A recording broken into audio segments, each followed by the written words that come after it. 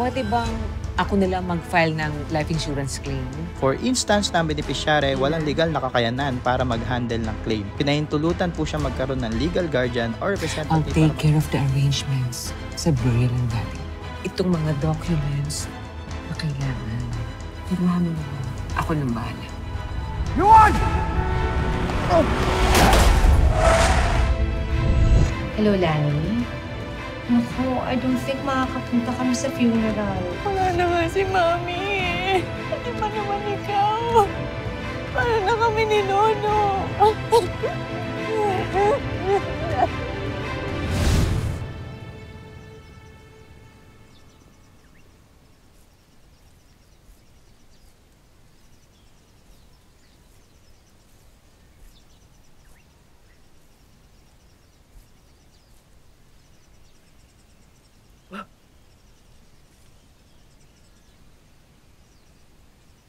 Ilang taon na simula nung nawala ka sa akin. Pero, di pa din ako matahimik. Pinipilit kong makalimutan ang lahat. Pero hindi ko magawa.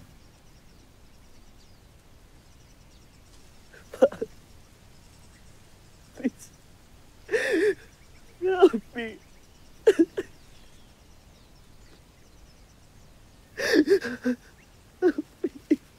Help me forgive myself. Kasi hindi dapat ikaw yung namatay. Dapat ako na lang. Pa! I wish you didn't save me because I'm not worth saving. I'm worthless. Wala akong kwenta.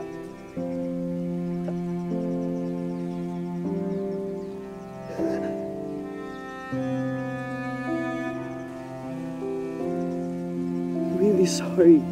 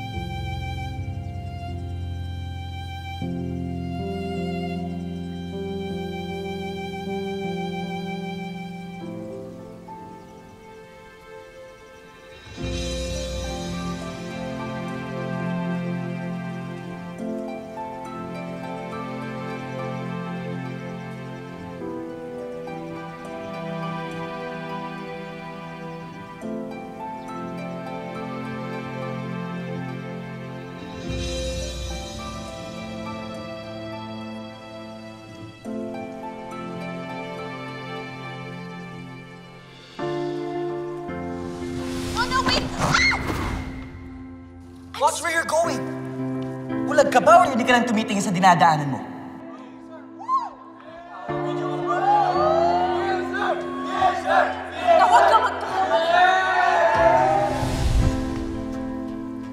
Siya ba yun?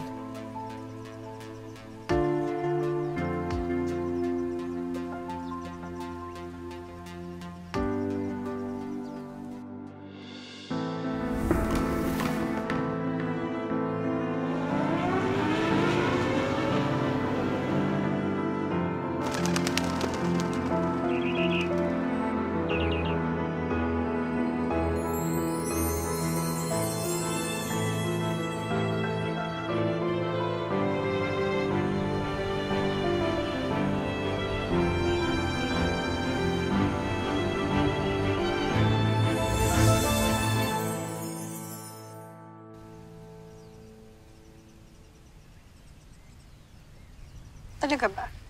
Hatiin pa natin sila. This is the last time, I promise. Ma, and then what? Are we still going to stay with them at home? Alam mo namang, matagal ko na kinakahiya yung si Nono and never ko pinangarap na mag-ati-atian subdermal na yan forever. Eh, sino ba may gustong makasama pa? Ang magkapatid na yan. Like you. Matagal na rin ako nagtitiis sa kanila dahil kay Tony. So, paano nga natin sila may etsakwera? Madali na yun. Ang pinoproblema ko ngayon, Ilang araw na nagpapadala ng eviction notice yung bangko.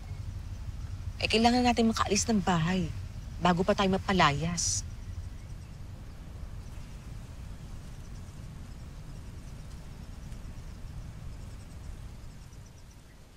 Ginagawa lang po namin yung trabaho namin. Meron po kami na kailangan yan. Oo, sige. Sige.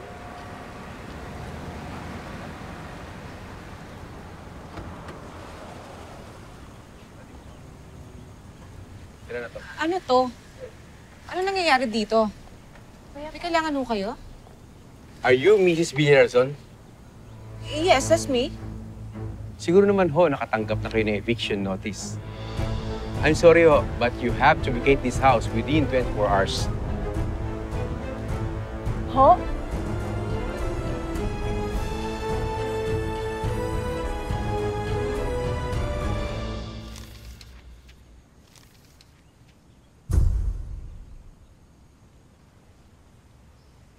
Can you give us some more time? We had a really rough year. Alam niyo naman ho sigurong kamamatay lang ng Tony, yung asawa ko. And this house, it's all we have right now. I'm sorry, Mrs. Villarazon.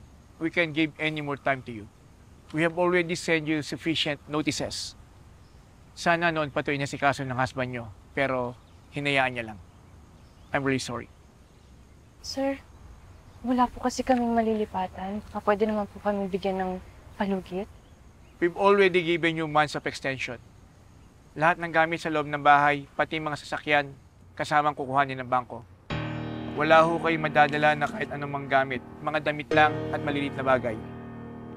Ma'am, kailangan nyo na pong umalis talaga. Dahil kung hindi, sapilitan namin kayo papalisin. Oo. Pati itong painting ko kasama. Ano ba? Dahan-dahan nga, baka magasgas, dahan-dahan. Alam mo ba kung magkano yan, ha? Sandali, iwan niyo na to, please. Iwan niyo na to. Okay. Ano ba? Sandali. Iwan mo to, iwan na to. Ano yan? Pwede ba naman yan? Pwede ba tawad? Dahan-dahan mo, magasgas yan.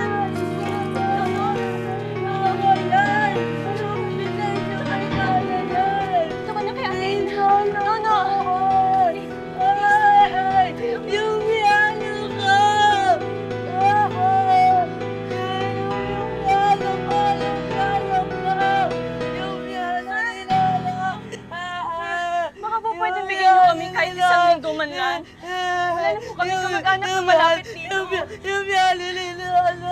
Hindi pa po yung kapatid ko mismo. Pasensya na kayo, ma'am, pero ginagawa lang po namin ang trabaho namin.